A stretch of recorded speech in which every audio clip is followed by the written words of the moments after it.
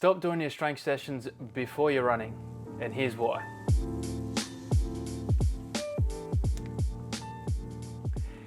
Hey guys, Luke here from Evolve Human Performance. We help triathletes and runners decrease injury risk and improve performance. So today we're going to specifically talk about running and lower body strength training. Upper body strength training and running probably doesn't have quite a significant effect. It's probably not worth worrying about, and doing some lower body or upper body before a swim or a ride is probably not the end of the world. Probably don't want to be doing a full strength session and then smashing yourself in the pool or on the bike, but I don't really think you've got much to worry about. So that leads us into why we shouldn't be doing lower body strength and running afterwards. So there's kind of three main reasons. The first one is going to be putting more fatigue on your legs, muscles, tissues, tendons is going to absolutely decrease your performance in that run. And this is definitely going to matter whether that run is a track session, is a speed session, or if it's an easy or a recovery run. All of these are going to exist along a spectrum, but absolutely it will affect that. So I think if we're talking optimal, we want to be talking running first, strength training second. Even if that is a recovery or an easy run, I think you are just taking away too much from that run. You're getting heavier legs, the quality of your technique, the quality of your running is just taken away from that strength session.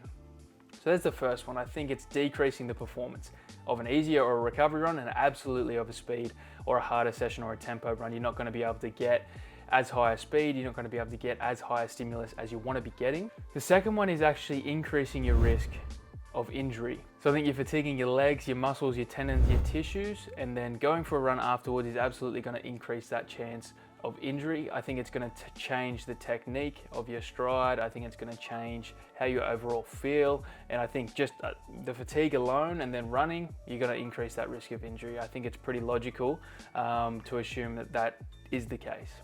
So the third one is the fact that it's actually going to decrease the quality of that strength session, because if you know you're doing a run session afterwards, you're probably not going to train as hard as you could be in the gym, and you're going to affect the adaptations you're going to actually derive from the gym. So of course, we don't always have to be training at a really high level in the gym and pushing loads and trying to overload from last week.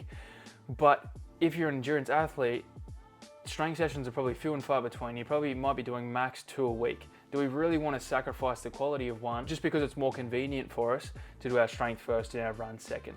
So I think if you're only doing 2 sessions a week, you want those to be quality. You want to put stimulus on the body to force it to adapt, to get stronger, faster, more elastic, those types of qualities.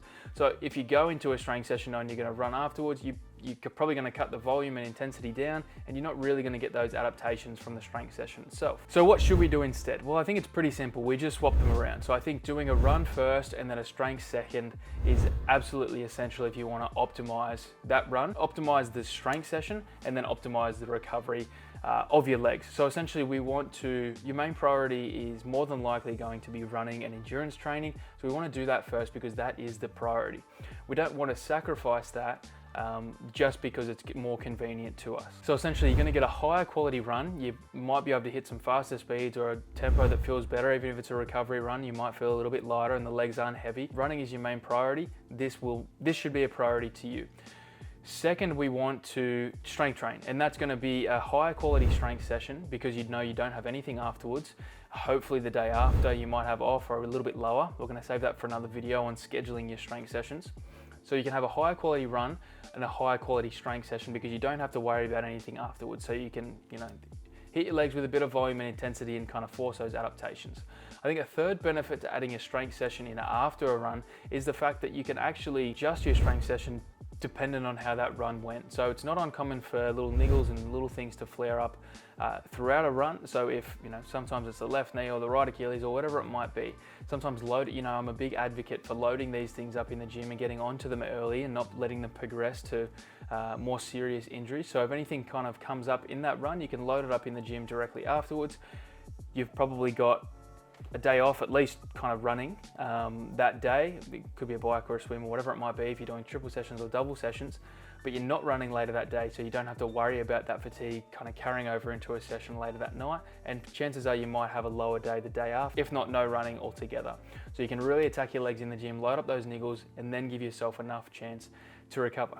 So what we end up is you want to prioritize, but even if your main goal is a hybrid method of maintaining your strength and building muscle, I still see as running first is probably the most intelligent way to schedule your sessions. So you end up with a higher quality run, a higher quality strength session. You don't have to worry about anything afterwards. You can hit yourself with a bit of volume and intensity, load up potential niggles that are going to come from the run, and then hopefully give yourself a little bit longer recovery in between. So I think it is absolutely crucial if we're looking at kind of optimizing our endurance training and our running that we think about these small details, because yes, we can add strength training into your schedule and it's absolutely going to benefit you, and it's still going to benefit you even if you have to adjust the volume and have to do a strength session before a run. That's not the end of the world.